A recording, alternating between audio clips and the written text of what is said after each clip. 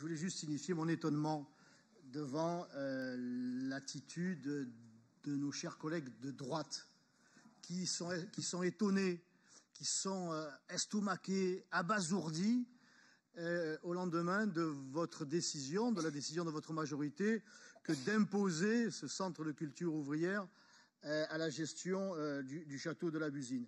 Enfin, mes chers collègues, qu'attendiez-vous de la gauche? La gauche, quand elle est aux manettes, elle s'en sert. Elle n'a pas honte d'être de gauche.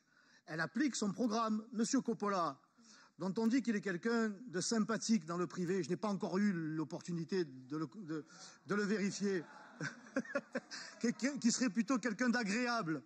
Mais Monsieur Coppola, c'est un communiste. Il a le droit de l'être. Bon, c'est plutôt synonyme pour moi d'infamie. Mais Monsieur Coppola, il a un objectif politique.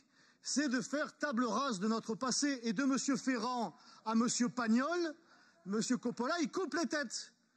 Il fait en sorte de faire table rase de notre passé, y compris, et c'est là le principal d'ailleurs, c'est celui qui nous tient, y compris culturel, de nos racines culturelles. Je pourrais citer M. Barle, qui est quelqu'un de sympathique aussi, mais qui voudrait nous imposer, comment dire, l'interdiction du stationnement sur toute la zone, sur toute la ZFE. Non mais on fait pas la ZFE. Non mais tout ça, non mais pour tout ça pour rappeler on que fait Marcel, on fait le Spoons, on fait Marius, on fait César, on fait Fanny, mais pas la ZFE. Tout ça pour rappeler que cette gauche qui est à la tête de la ville de Marseille est fière d'être de gauche, fière de son programme, fière de ses objectifs et elle les impose. Allez, merci. Donc moi j'en appelle encore une fois à ce que la droite se réveille, qu'elle ne soit plus la naïve de service et qu'elle finisse de découvrir l'humidité de l'eau.